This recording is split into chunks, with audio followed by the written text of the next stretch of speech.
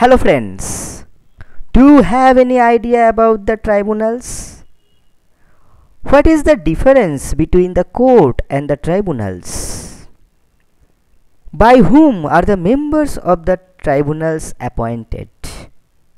What are the functions of the tribunals? To know the answers of all these questions, you must have to watch the video till the end. But before starting, I am going to introduce myself. Hello friends, you are hooked onto my YouTube channel, Evolution A Point of Success. This is your guide and mentor, Prosenjit Sikdar. So, today's subject is Indian polity and today's topic is tribunals. So, let's start the topic. Trial, tribunal. Can you guess? Is there any similarity? Can you find any similarity with something? Yes, ঠিকই ধরেছো, কোর্টের সাথে। দেশের সমস্ত ধরনের court হলো এক প্রকার ট্রাইব্যুনাল। তাই বলে সকল ট্রাইব্যুনাল কিন্তু কোর্ট নয়। তাহলে দেশে কোর্ট থাকতে ট্রাইব্যুনাল কেন? আসলে বিষয়টা ঠিক অনেকটা আমরা যেরকম ছোটবেলায় পড়েছিলাম, সব খারই খারক কিন্তু সব খারক খার নয় কেন, লাইক দ্যাট। দেশে কোর্ট থাকতে ট্রাইব্যুনাল কেন হয়? কেন হবে না?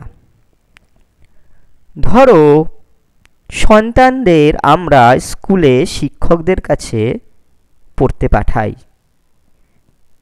তা বলে কি প্রাইভেট টিউটার বা হোম টিউটার রাখতে নেই?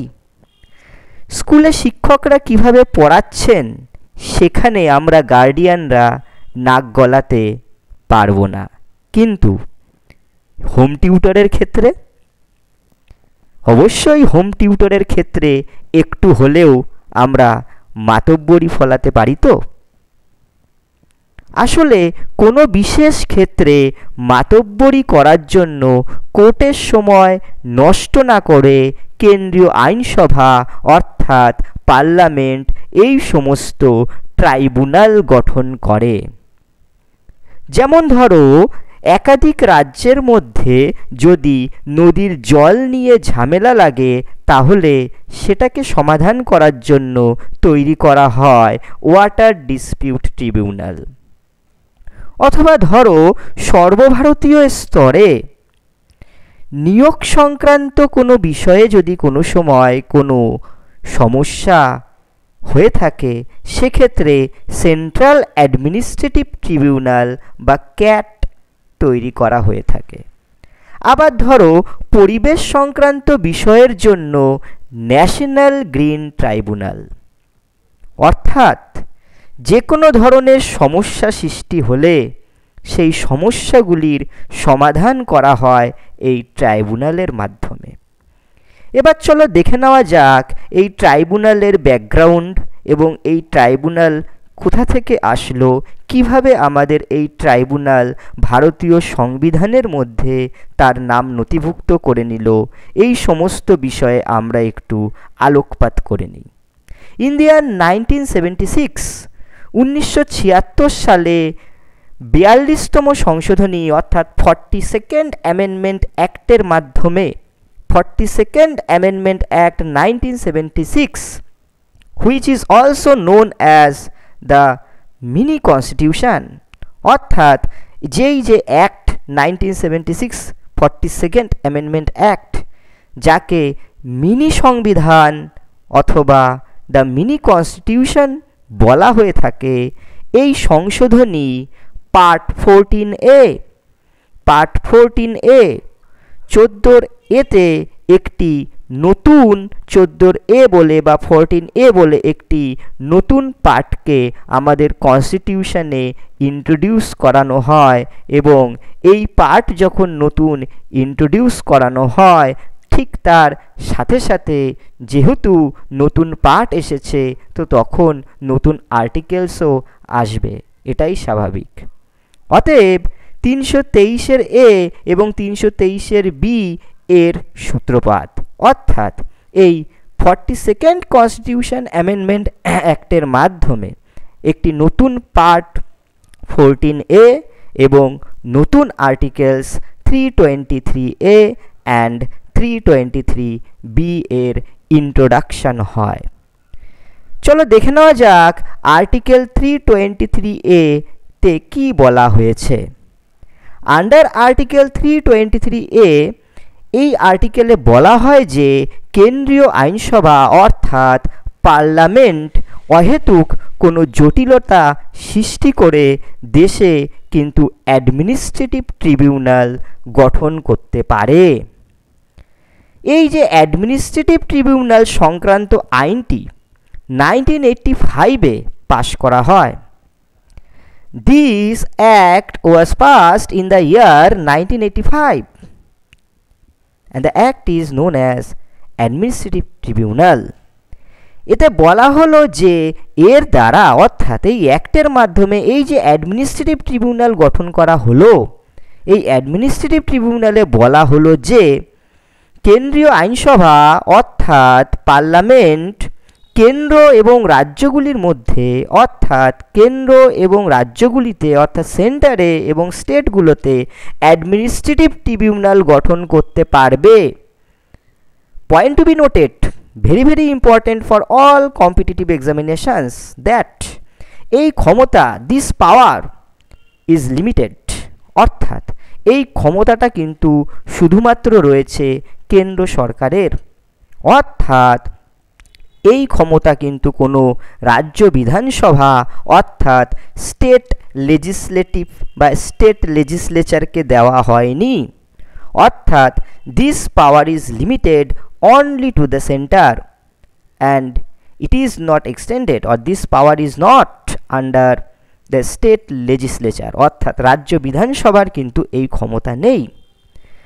এবার চলো নেক্সট আমরা একটু সেন্ট্রাল অ্যাডমিনিস্ট্রেটিভ ট্রিবিউনাল সম্পর্কে জেনে নিই। What is central administrative tribunal? এর কাজ হলো সেন্ট্রাল অ্যাডমিনিস্ট্রেটিভ ট্রাইব্যুনালসের কাজ হলো সর্বভারতীয় স্তরে নিয়োগ অথবা কাজকর্ম সংক্রান্ত কোনো গোলমাল বাঁধলে সেটি সমাধান করা।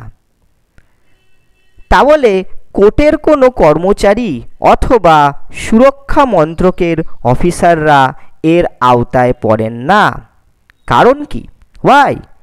কারণ কোর্ট তো নিজের বিচার নিজেই করতে পারে, আর অন্যদিকে সুরক্ষা মন্ত্রকের অফিসারদের জন্য একটা আমাদের বিষয় রয়েছে, সেটা হলো কোর্ট মার্শাল। এই কোর্ট মার্শাল কিন্তু রয়েছে ফর সুরক্ষা মন্ত্রকের অফিসারদের জন্য। এবার নেক্সট কোয়েশ্চেন হলো, তাহলে এই সমস্ত মেম্বারদের কারা নিয়োগ করেন বা কে নিয়োগ করেন? কারণ এদের জন্য বা এদের অ্যাপয়েন্টমেন্টের জন্য কোনো রকম সরাসরি ইউপিএসসি বা এসএসসিতে তো কোনো রকম অ্যাডভার্টাইজমেন্ট দেখা যায় কি? অবশ্যই না। কারণ আমরা কিন্তু এই ধরনের অফিসার্সদের জন্য বা মেম্বার্সদের জন্য কোনো রকম ইউপিএসসি থেকে শুরু করে এসএসসির কোনো কিছু পরীক্ষায় কিন্তু আমরা এর বিজ্ঞাপন বা অ্যাডভার্টাইজমেন্ট দেখতে পাই না। তাহলে প্রশ্ন হলো, অ্যাপয়েন্টমেন্ট এদের কে করেন? এই সমস্ত মেম্বার্সদের কে অ্যাপয়েন্ট করেন? স্বভাবতই বা স্বাভাবিকভাবেই যিনি নির্বাচন কমিশন থেকে ইউপিএসসির চেয়ারম্যান পর্যন্ত নিয়োগ করে থাকেন, তিনিই কিন্তু এই ট্রাইব্যুনালসের যে সেন্ট্রাল অ্যাডমিনিস্ট্রেটিভ ট্রাইব্যুনালস রয়েছে তাদের মেম্বারদের নিয়োগ করতে পারেন। তোমরা কি কিছু গেস করতে পারছো? ইয়েস,